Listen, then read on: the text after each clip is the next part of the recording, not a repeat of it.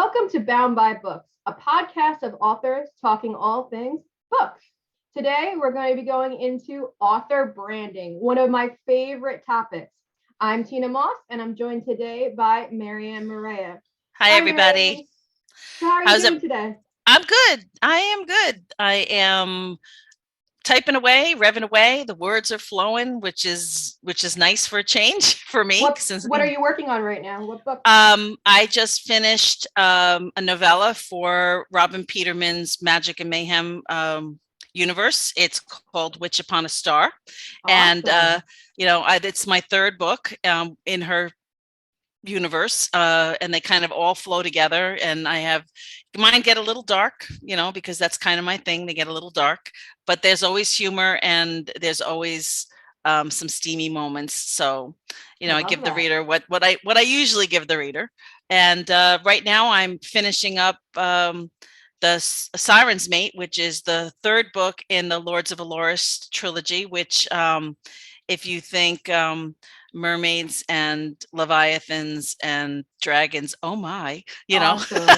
So, and everything takes place. It's like my answer to Atlantis, and it's not Atlantis. So that's so cool. Yeah, because it's Lords of Aloris Hidden Seas is the name of the series. Cool. Is the name of the place Aloris? Aloris is the world. The name of the town, the name of the capital city is Atlantides. Awesome. So, because it's supposedly like kind of where this is like the real world of Atlantis, but Atlantis is the myth that grew out of it. Atlantis is, fun. So yeah. Oh, I love that. That's awesome. Yeah, I've been trying to get the words down too. I have a story due for an anthology for Claimed Among the Stars, which is a sci-fi anthology that I'm doing with other sci-fi romance authors. A lot of fun. I'm actually going to use that story when it comes out of the anthology as my reader magnet for my spin-off series to my current series. So that'll be a good way to introduce the spin-off series. And then I'm writing the third book in the current series, which is Aliens Temptation. So doing all the things, and it's the first time I'm writing two books at once. Even though the other do it all the time. Oh my gosh. I do it all the time. I don't know how your brain like switches, like code switches like that, but I don't think my brain is meant for it. So I might have a little bit. I have to tell you this, because all the books that I've done for Robin are in first person. And I usually, for my books, I usually write in third person. And I have to say, I like writing in first person better. I was just, for some reason, it just seems like the emotive part of it seems to happen a little bit faster for me in that respect. But you talk about code switching. When I released it to the editor, and it's ready to get sent to her for her to upload to draft the digital. And I opened up the Siren's Mate, which is in third person, and all of a sudden I'm like, oh my God, my tenses are all off. I have to go back and make sure it's not I and me.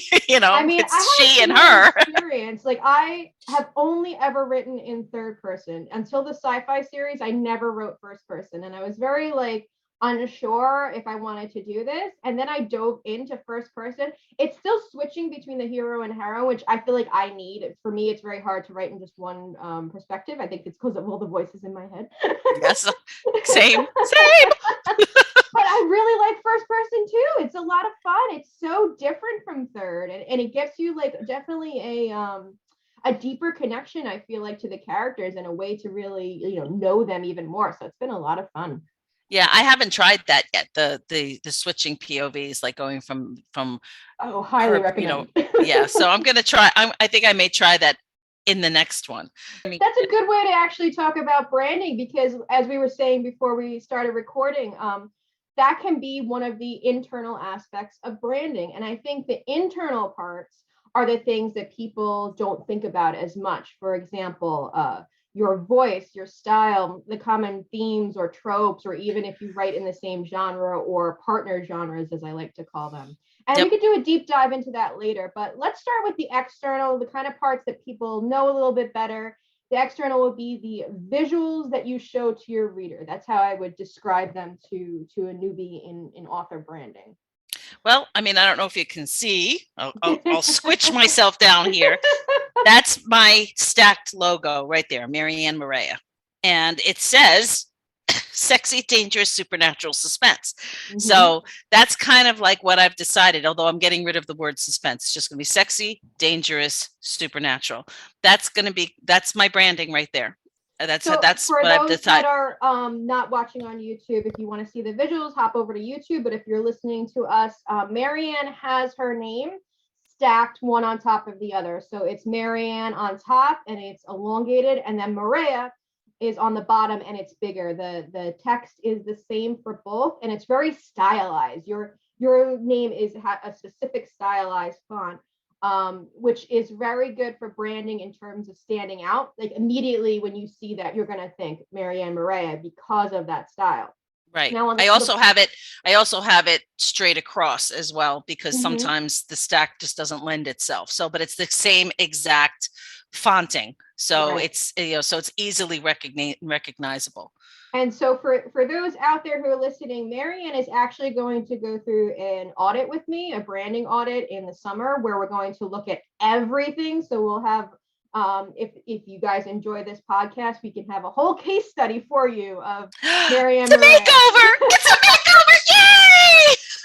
Because before and after. Already my brain went, oh, Marianne, I love that stack. I'm telling you, the stack is the way to go. Yeah. It's very eye-catching, whereas when you have it elongated. So this is a good thing, I think, for people to think about in terms of branding your name, right? My name is very small letters. It's only 4 on each side, so Tina and Moss. So the nice part of that is I have an equal thing for stacking, but it also means that I can have it elongated and have it very large on the covers because it's a shorter name. When you have a longer name, for example, Marianne, you're thinking about how it's going to look on the covers. So you have to shorten it down. You have to make it smaller in order to fit longwise across the covers. So when it's stacked, it's much more eye-catching, even though the Maria has to essentially be bigger. I personally like that. I think it gives it more life and makes it more visually appealing. And the Maria is especially the part that you want people to remember. So, because when they're looking you up, if they looked up Marianne, they'll get 1 million people. If they looked up Maria, it's a lot less. So even if I don't remember the first part, I'll be like, oh, Maria, that was so pretty. So thinking about it from a visual aspect, if you don't have a graphic arts background, think about what's going to be the most appealing to your reader, most eye-catching to your reader. Is the long name across as eye-catching as that stacked logo? That's the question. Yeah, I know. And it has to do also, I think when you're designing your covers with either, if you're doing it yourself or you're working together with an artist, you have to give them your branding first so that they have that in their head as something that has to fit on the page. And then they can kind of design around it, and then decide whether you want it on the top of the of the book cover, or if you want it on the bottom of the book cover. What's good, where's the placement going to be, and then you have to keep that placement exactly the same on all books, or at least within a series, I think. Probably, right? So I mean, I had an issue where there was just so many things going on in book covers that I needed because I needed the elongated one, because the stacked one just took up too much real estate on the cover. And that is something that I will have to revisit when we do our audit, because I'm already squirreling away my pennies to have covers redesigned, Right.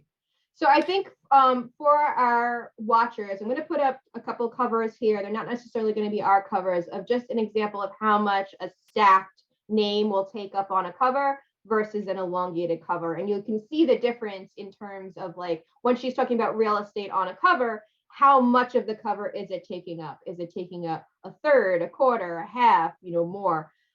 You do want your name fairly large on the cover, because at thumbnail size, that tiny, tiny little thumbnail that you'll see, you still want to be able to make out the name if possible. And that will help, again, with branding, because it's all about the visual when we're talking about external stuff, and getting people to see it and it stick in their brains. How many times is the average? It's something like 7 times that a person has to see it before they'll go to sale. So you want people to remember your name. It's really important.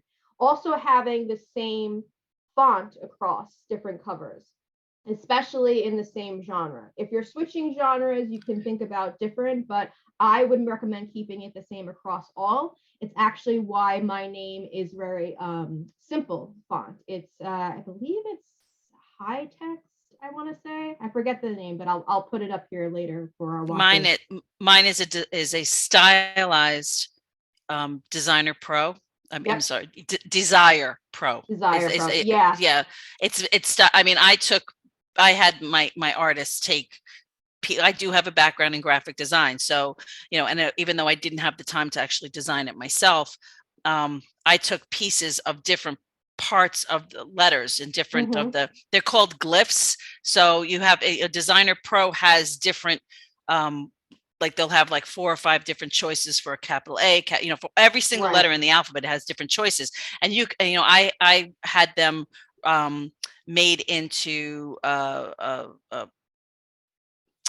vectors so that I was able to take pieces of them and use them in different spots. And like that E doesn't exist, and the A doesn't exist. I had her make that for me because I liked it, and it's just made it made it kind of mine, even though it's Designer Pro, it's not Designer Pro, you know what I mean? So and it's very pretty and it's very unique. I went in the opposite direction because when I first started out, I wasn't sure. Well, for one, I started out in paranormal romance, urban fantasy, a little bit darker. So I wanted something that was more stark on when you looked at it. It was very, straight lines, no curves whatsoever. And it was had that starkness to it. And then when I transferred to sci-fi romance, I wanted to make sure that my branding was consistent across, because sci-fi romance is what I call a partner genre to paranormal romance, where sci-fi romance readers will also usually read paranormal.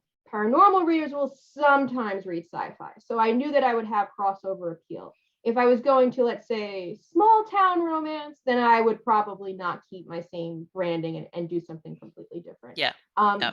But your stylized name is also very reminiscent of what you write. So tell us a little bit about why you chose that stylized version. I know you said you wanted something individual, but does it marry with the genres that you write? Well, I hope so, and I'm sure you'll tell me. As my the answer is yes. I write. It's kind of a blurred genre line between paranormal romance and urban fantasy, and like straight up vampire shifter fiction, witch fiction. So I think it does. I think it does because my books have romance elements, and they have urban fantasy elements, and there's always action. And sometimes the action can get dark. Sometimes the emotional trauma that my characters have been through, that they have overcome, and it's usually my vampires, that they have to overcome, is on the dark side, but it's always broken up with humor and with steamy bits, so that the reader is not always like, their throat is not, and is not squeezing tight, and they can't breathe because of all the dark that's going on. You make them laugh and then they can exhale, so that's kind of the way I do it. So yeah, I think it has a little bit of the romance flavor, but at the same time, it's not so swoopy that it's, exactly. I was going to say romance, it's super reflective in what you write, I think, because it has these very tall letters that are straight edged. And then you have like this little surprises of swoops, like the swoop in the O and the swoop in the A and the swoop in the E and the roundness on the R. It has like all of these not comedic, but like lighter elements that I think you would find in your stories. Like, yes, it is a dark vampire-esque, but then you have this funny side and this, the steamy side. So it's really, I think, encapsulating everything very nicely. And that's how specific you could get in your branding. Yeah. I don't think I could ever write a book that was nothing but fluff. My brain doesn't work that way.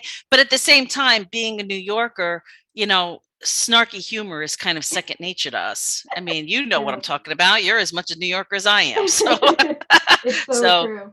Yeah.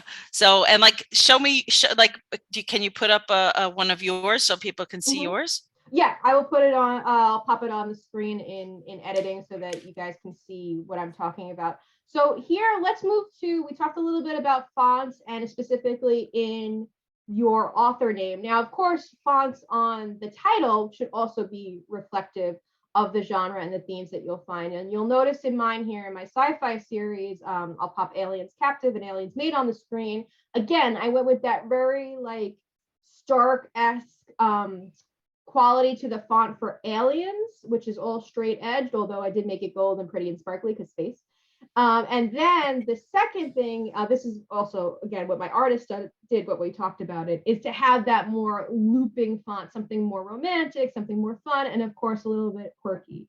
Because my branding, again, when I switched from darker paranormal romance into sci-fi was to lighten everything up, right? All of my color schemes had been dark. If you looked at my old author photo, it was me in my 20s with my arms crossed, looking serious in a leather jacket and very New Yorker. Where I said, okay, this is not me anymore. Today I have my hair up in little pigtails on the top. I usually wear space buns to conventions. My colors now are much brighter. They're pink and yellow and purple and also spacey themed to reflect this switch from darker to a more quirky branding that I wanted to do. So when you're branding, not only are you branding your book covers, you're also branding yourself, your brand, it's your author brand. So when I present to my reader, I wanted to make sure that everything that I was putting out is in line with that. So anytime that I'm putting out a video on TikTok or anytime I'm putting out a post, I want to keep the same feeling to it. I want to make sure that I'm expressing myself in a way that's very true to myself, but is also a very specific cultivated side of that truth. Because at the same time that you're a whole person, you're also presenting as a brand. So if you think about the way like traditional brands, let's say the soda brands, Coca-Cola or Pepsi, right? When you immediately think Coca-Cola, you're going to think of certain logos. You're going to think of the red. You're going to think of their fun kind of quirky commercials. Or a better one, Budweiser, when they used to do the Budweiser frogs, right? Oh my God, that was like iconic to have that kind of quirkiness in it. So right. The other part of this is, besides just the covers, think about how you as a person present. Marianne, you were talking a little bit what you used to wear at conventions, and can you tell us why you did that and what style you were going for? Well, I mean, I always had like I'm not a leather kind of a girl, and you know, like my first book ever was Hunter's Blood, and it, you know, my character Lily always wore leathers and leather corsets, and you know, biker boots and so forth, because she was kind of a, you know, kick-ass and so forth. And you know, I couldn't wear the leathers and the biker boots because that's not me, even though her personality is me. But the corsets was what I wanted, the corset. So, and then when I wrote book 2, I wrote my vampire character Abigail, and Abigail was the way I described her was that she had a very elegant Jackie Onassis, you know, Jackie Kennedy kind of a look, but carried herself with an air of fuck with me and I'll eat you. You know, that's it, because she's a vampire, you know. And you know, and so that kind of classic look was what I went for, but I still kept the corset. So I would wear the pencil skirt, and I would wear the stilettos or the kitten heels with a corset, and I would have like a little bolero sweater over my shoulders or something like that. That it was like, you know, so I didn't go for the very sexy, you know, like, you know, I'm walking a street corner kind of a corset type of a thing. You know, it wasn't raunchy. I made it very elegant, because that's what I wanted to portray. And I wore it every single time I would go to a convention or a book signing. That was my armor, you know. And I had smart. And I had all different kinds of corsets. I did not like I had to wear the same exact one every time, but it seemed like I would always wear ones that had polka dots on them. You know what I mean? So that was kind of like my the thing. Fun side, the side. Yeah. So, and that's what it did. And I would pair it with different color pencil skirts and different color shoes. And I would always have the bag that matched the shoes. So everything was kind of like that elegant, but fun. Yep. And then the personality that was Lily, which is, a kind of badass, and also Abigail's "don't fuck with me or I'll eat you," was kind of like I may look like I'm this sweet, elegant kind of, person, but at the same time, I could take that stiletto and shove it where the sun don't shine, because I do have a background in karate. So, I mean, that's kind of, so it's kind of a conglomerate. So that's how I presented myself. I mean, Yep. I know that some authors, when they go to book signings and so forth, they want to be comfortable. And believe me, I get it, because walking around in stilettos all day, your feet are like this, afterwards. Right. But I always wanted to present myself in a specific kind of a way. You know? And we were talking too about, okay, now that might have fit you before, and if we were to update that, what could we change? And one of the things I suggested to Marianne was, instead of the pencil skirt, go with the bigger flowy skirt. You could wear flats then. It doesn't give that same elegant feel, but it does give that like witchy feel that I think is very much a part of your personality. It is very too, much in yes. lines with paranormal, right?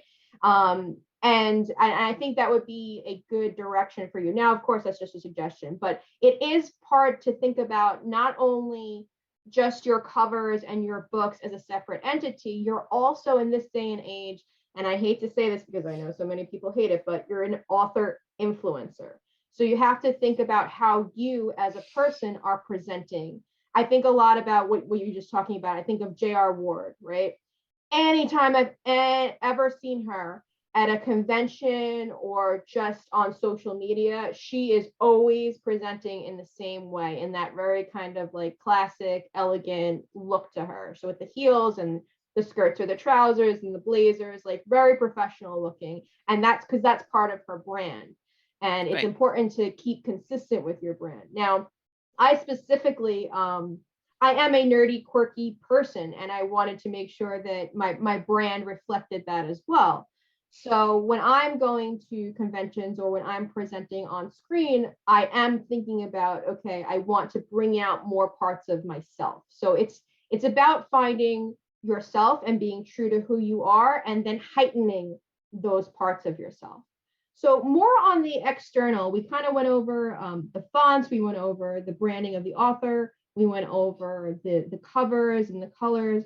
Is there anything within your brand, Marianne, right now that you would say, okay, yes, this is visually or externally what I'm presenting to the reader, before we go into more of the internal parts? Like, is there anything specific on the covers? At all in your entire author brand that you can say, my entire author yes, brand? This is me. There's always the covers always have to kind of reflect what the reader's going to find inside as well. So if your storyline is more urban fantasy, then you would have to think about just having like a single character on the cover, maybe more of an action kind of a look, that type of a thing. If it's more leaning towards paranormal romance, to have a couple or something, something kind of more romantic as the look, the man chest or what have you, which is always a good thing, at least as far as I'm concerned. Well, most of my covers are man chest. So. Yeah. So in terms of how I present myself, the other thing I would think about is how you set up your tables when you're presenting, when you're, and also because I'm getting ready to go to a book convention in July, and I'm thinking, and I only have a half a table, so can you set it up so it's haphazard? Yeah, I mean, so you have and you look like you're disorganized. It's a much better experience for the reader as well as for the author if everything is organized and they don't have to hunt around for things. So you have to make sure that you have your books set up in a way that is visual, because people kind of either they look from the top to the bottom or the bottom for the top, and it's usually rising that's the better. And you have to have things set so that they can see everything, 6 books at a time, or 4 books at a time, or 8 books at a time, depending on how high you want your stack to go, but have everything organized, so that they, because you only have maybe 5 seconds to do an elevator pitch to a Right. reader that's walking by. So the other thing is your branding is have your elevator pitch, have your slightly longer elevator pitch, have your 15-second one where, if they've now picked up the book, so that your blurbs on your books are all kind of this, not the same, because I don't want to say that, because you don't want the same stylistically the same. You know what I mean? And that they're not a book in themselves. You have to get the most pertinent points, but also have pull-out quotes on them so that they can read almost like a headline. Because when people are scanning books as they go by, they're reading headlines. It's like scrolling through news. You read the headline, and if the headline grabs you, then you click and you read the rest of the article. Right. So it's kind of the same thing with the blurb, to stylistically have it be the same on each book, so that they can turn it over, look at it, and go, oh, and if they like it, then they'll open it up and read maybe the first paragraph or what have you. So that's the only other thing I can think of. And maybe I'm blanking. So no, that's fill a me really in. good point. Absolutely. Like having when you're doing signings at conventions, having your table set up in a way that is consistent with your other branding and who you are. So for example, your swag should all be in your same colors, same style. If you're doing like bookmarks and stickers and whatnot. So I have thank you cards and postcards that are like a mini version of my bigger banner. And again, it's all in line with the same color schemes, etc. And no one is saying that you have to spend tons and tons of money. I mean, you can go to Sticker Mule, and you can get square stickers that you can stick on a paper bag that you pick up at the dollar store, paper, exactly. You can get and so that it's got your branding on the bag, the paper, those little mini gift bags, if you want to stick a book in there with, I also went and got 5x7 like almost like gift bags, like the clear cellophane gift bags. And I put my different swag items in there in a specific way, so that the postcard shows on one side and the other side's got a sticker and a pin and a pen and so forth. And it's there at the ready. I don't have to go and, and pick different things. It's ready to hand. Ready to hand. Yeah. That company you mentioned, Sticker Mule, also has discounts all the time if you sign up for no affiliation, but if you sign up for their newsletter, they do give promos all the time. But I have a funny story actually that has a direct relation to author branding. So I mentioned that my old author photo had like a very specific style to it. I looked cool. I looked badass with my leather jacket and bright red hair. But I was a redhead for many, many years before I started doing all of the fun colors. And when I went to a convention, it just so happened that my author photo, I had very long red hair, and I happened to have cut it short. I had a little bit longer than a pixie cut, and it was more strawberry blonde than it was red in the picture. And I went to this event, and readers were like gasping at me, like, oh, where's your hair? Like, we were expecting this long red hair. Like, they were so flabbergasted that essentially this flat image that they had seen for so many years wasn't what I looked like right now. And it actually took readers aback, and to the point where several of them were commenting to me. And that put the light bulb in my head of like, wow, author branding is really important. Yeah. I need to update this picture and make sure that I am consistent with who I am at conventions. Yeah. I mean, I have a couple of pictures of me that, that I used for author branding back in 2014 and 2015 when I was 40 pounds lighter than I am now. And I can't use those because it doesn't look like me. You know what I mean? I mean, it's me, but it doesn't look like me, because whether you believe it or not, when your face changes, your everything, Absolutely. It's not just your body, your face changes. So, people, I had one convention in 2016 when I had just put on a little bit of weight. It was like a scavenger hunt that they had to find you, as was part of the convention, like the fun things for the readers to do. And somebody came up to me and said, "You're the only one who actually looks like their picture." Wow. And I was like, okay. So I had that kind of light bulb moment too, and you have to make sure that whatever the readers are looking for, that in terms of a visual of yours, it's actually what they're going to find. Right. So if you think about in terms of, I'm in my author photo, I want to wear like these very unique looking glasses or this very unique necklace or whatever, you better make sure that in every single picture and every time you go to convention, you have them, because they are going to be looking for that, because that becomes a trademark essentially of who you are. So, and beyond the externals, let's switch over to the internals now, because you kind of hinted at it a little bit with the blurbs on the back of books and having the elevator pitch.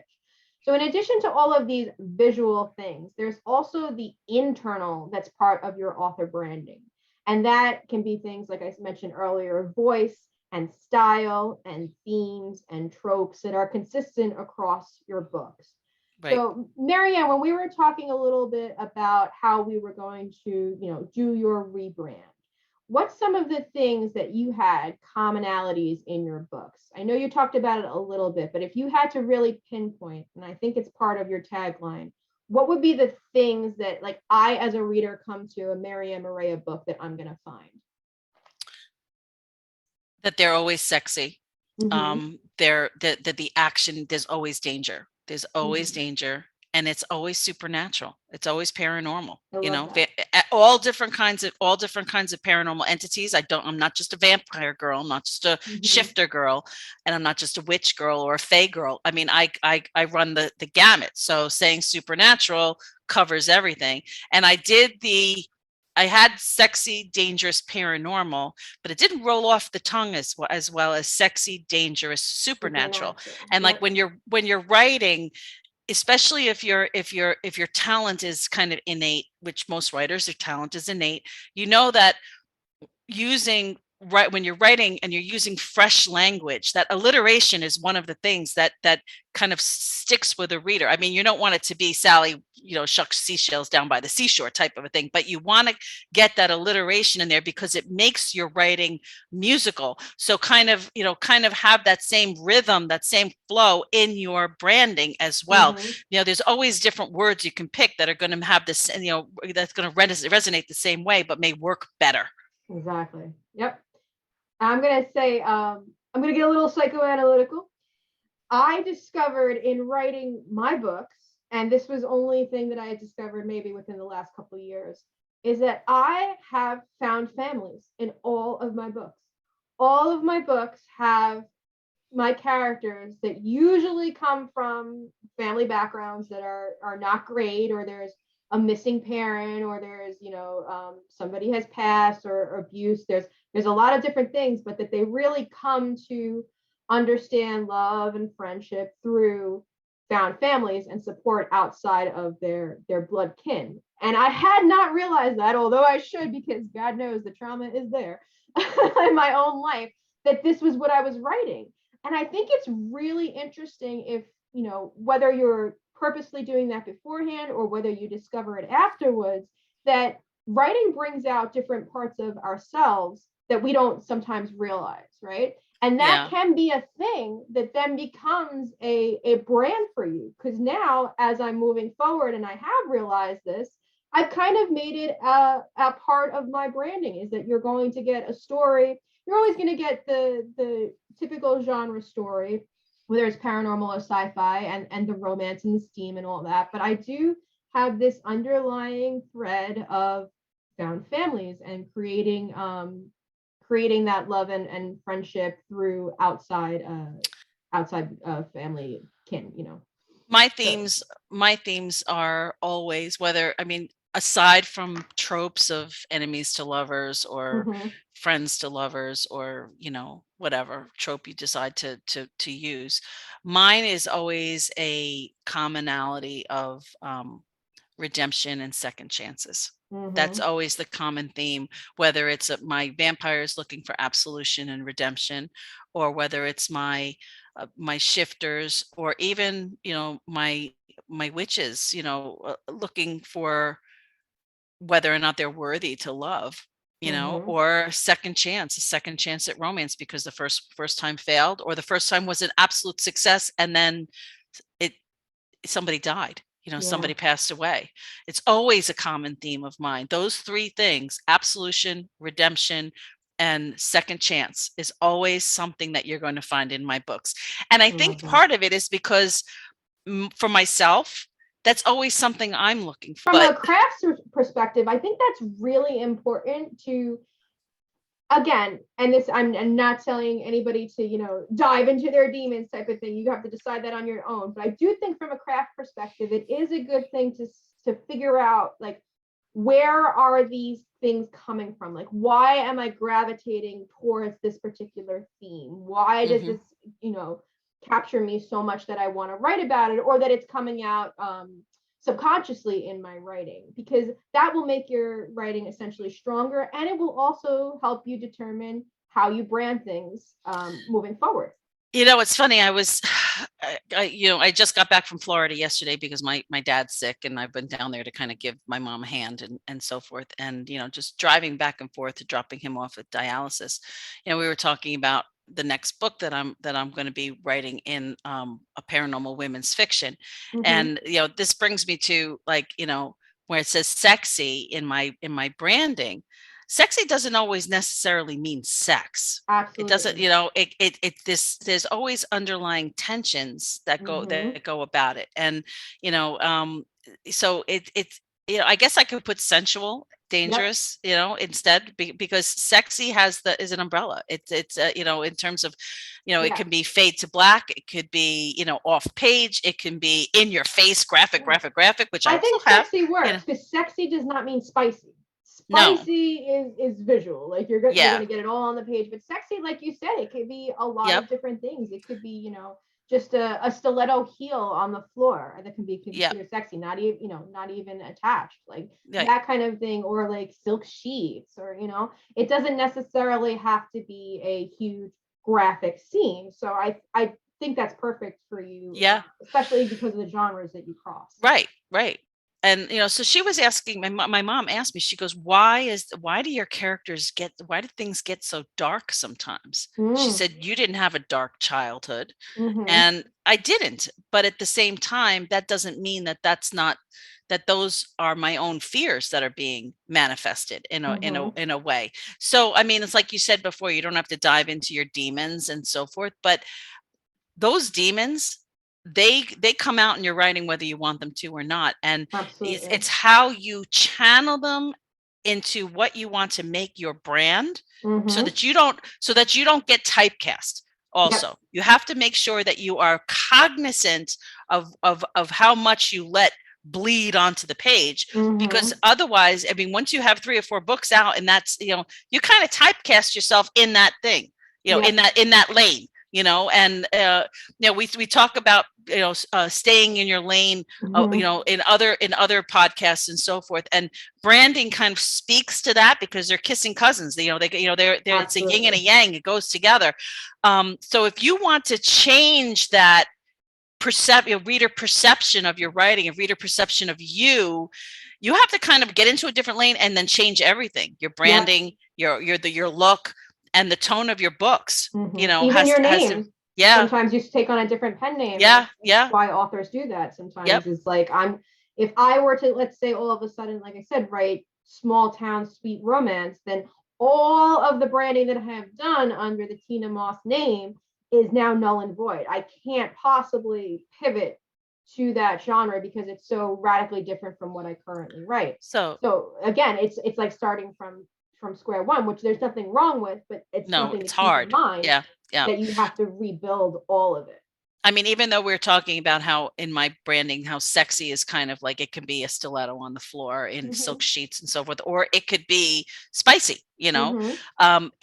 most of my books do have spice. Most of my books do have some graphic sex scenes, except for my paranormal women's fiction. And because paranormal women's fiction does not have overt sex scenes in it. It has sexual tension and off page, for, that type of a thing. So I did have to change my name, because if a reader, because when a reader picks up a paranormal women's fiction, they're not going to get any overt sex, and if somebody who's been reading my Marianne stuff is expecting that, they're going to be disappointed. So even that slight nuance there is a branding issue. Because it's a part of your brand, because you set up reader expectations that they're going to get spice in your books. Whereas if suddenly all of a sudden there's no spice, they're going to be like, hey, where's the spice? So what I did is I I went back to my maiden name and I write those books under Marianne Danbury. But the one thing I did do, because I would like to have some kind of crossover, is I kept the fonting the same. Style. Yep. The style. Nice. So, it makes it so that it's relatable, that it's like, oh yeah, I remember this. And then when they realize it's me, they'll understand that this is something they're going to get with this, and this is something they're going to get with that, but it's still me. Yep. So there's enough crossover there that you can capture one audience to another, but they know what they're going to get and expect from you. Correct. Awesome. All right. I think we nailed this one. Yes. Yeah. Branding on the, internal branding and external branding, both in yourself and in your books, are things that you have to take into consideration before you just hit the publish button on KDP. Especially as, when you are writing for a trad publisher, usually they're the ones who are going to help control your branding, because they have an army of designers and marketers who are going to help you. At least that's what you're hoping they're going to do, because they're collecting a huge lion's share of your royalties. But when you're doing this as an indie, you better hope you have your own best friend Tina Moss to help you to audit your branding. If not, do your due diligence and do your research, to make sure that you're getting it all right, or else you're going to spend a lot of time backtracking and fixing things. Yeah. Well, maybe, when we, if you guys want, and we decide to launch a Patreon, I'll put author branding as part of our Patreon package coming to a theater near you. Yeah. Anyway, so this was good. It's got me fired up for the audit in June, because I'm ready. I'm super excited. And if you all are interested in author branding and you want us to do a part 2, or if you want us to have a Marianne Maria case study, make sure that you like us on all the platforms, give us comments on YouTube, and do all the things, like, love, all that good stuff. And otherwise, we will see you next time, Monday, 12 p.m. Eastern Standard Time, for another episode of Bound by Books. Bye. Bye-bye. Wait! Before you go, don't forget to like, comment, and subscribe, and check us out on our website, boundbybookspodcast.com.